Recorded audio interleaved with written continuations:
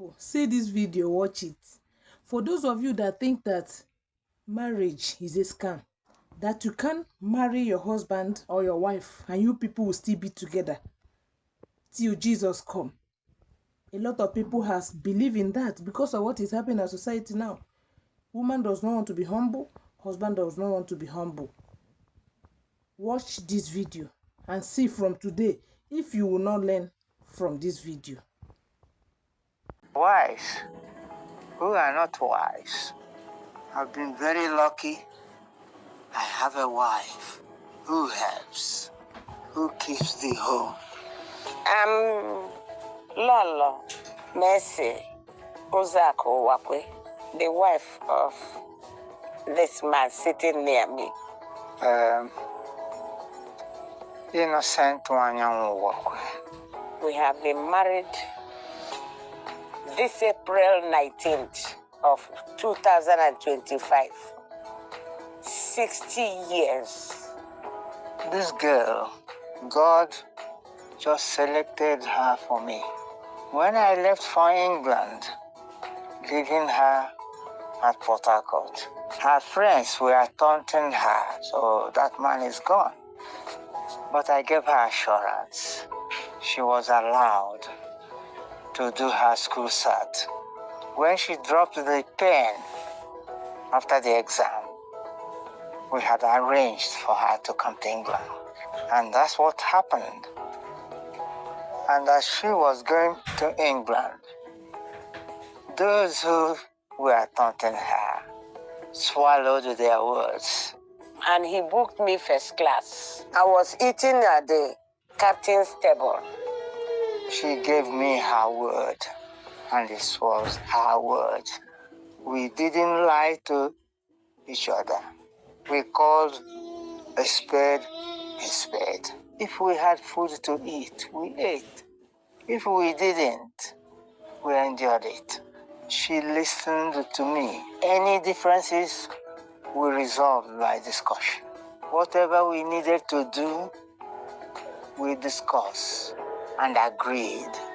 If it was a difficult thing to do, we discarded it.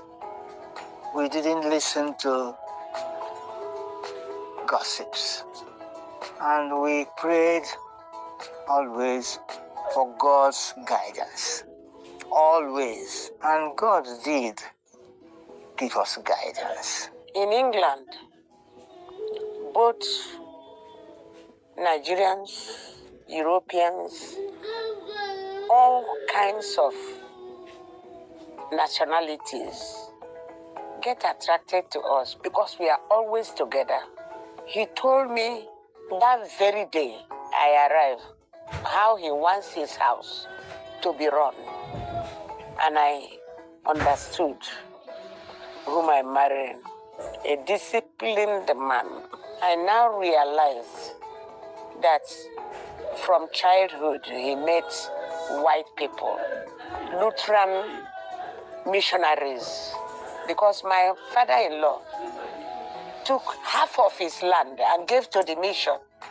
He was not a Christian, but in the end, he said, because of the way we live, me and my husband, no report of fighting, quarreling, or anything, that religion must be the thing that is doing it, and he wants it. He got baptized, and he died at the age of 96. God comes first in our lives. We put God first. And all these things are the things I prayed for when I met him. I said, God, give me a Christian. I'm home through. He's so kind to me and my siblings. They don't see him as their in-law. They see him as their brother. In Igbo, they called him Dey-in-law, meaning their senior brother. He became the apple of the family. The way he treats me and cares for me, and the love he has for the children we had. He is a Christian to the core. He's very hot-tempered. But when I said, hey, no, he don't do, he will keep quiet. I called him by the name, which Igbo woman don't do. We disagree, oh, but we will mend it before we go to bed. And we go by the biblical injunction. And when you do that, you know that marriage is sweet. We have been tried many times with adversities that is beyond us. But we stuck together. Can you imagine losing a child and you are saying, God, thank you? It's madness, but we do. We said, you brought, you take him. We know they have gone to a better place, but we would have loved them here. Please remain some for us now. We had 6, we now have 3. 3 boys are gone. When I met her, she didn't want to talk to me. And I loved her terribly. I turned this way, I see him. I will run. Going to school, though. Unfortunately for me, my secondary school was a day school.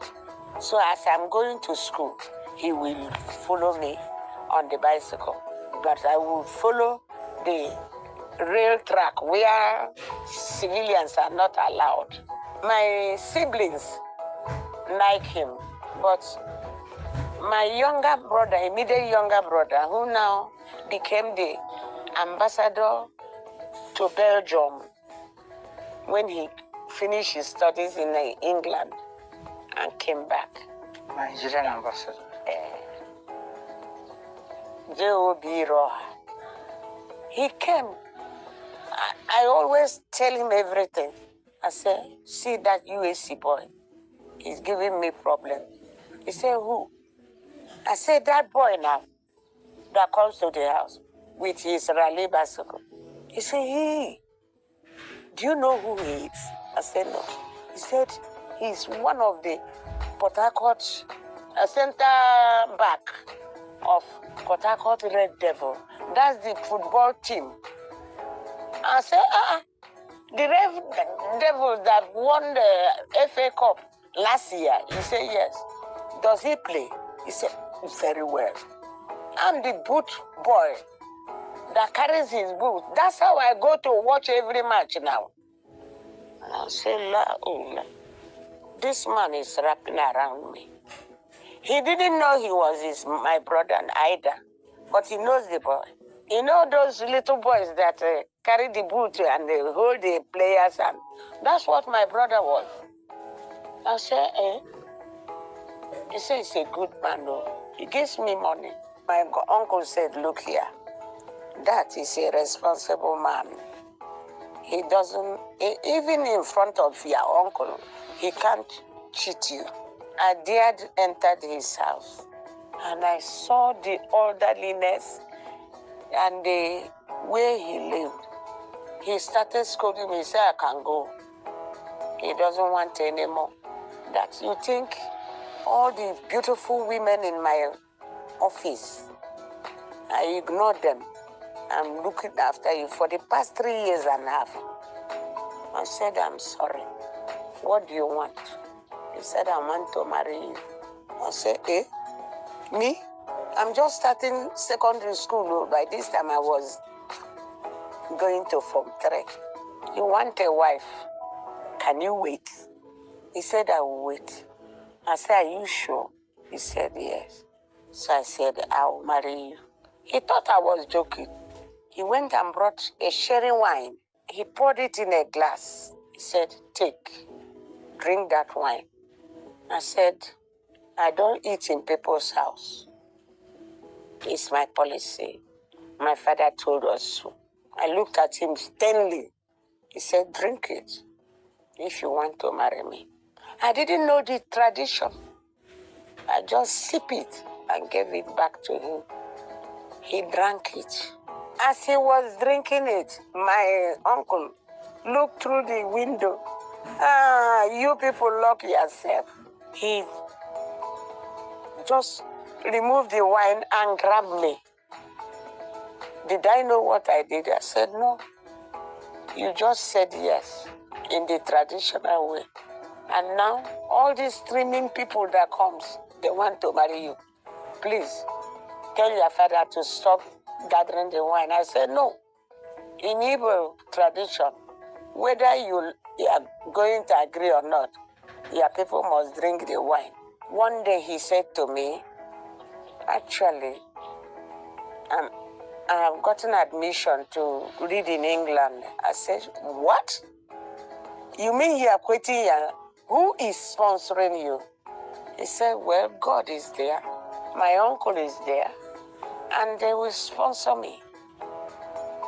Because I know the father is in the village and the mother. I never knew the father was one of the warrant chiefs in those days, attached to the DO, and that the brother had gone to World War II in India and come back and had a very beautiful job. I didn't know anything about them. I've not even gone to their side of the world. So I said, and what will happen to us? I said, because anybody that went to England that time came back with a white wife. He said, no, I'm not going there for marriage. I'm going to study. And when you finish, you come over and we get wedded. My father had just had signals to leave Port Harcourt and go back to the north. You know, all our lives we spent it in the north. I said, if you don't hurry up now and bring your people and carry the wine, you are not going to marry me. Because I'll go by the thing my family says. He said, okay, thank you for telling me. Believe you me, he took off 1 week from work. He really does that. And they allowed him. He went where the brother was working, told him everything, because the father said, you are not stepping a foot that you are going in a foreign land again without getting married.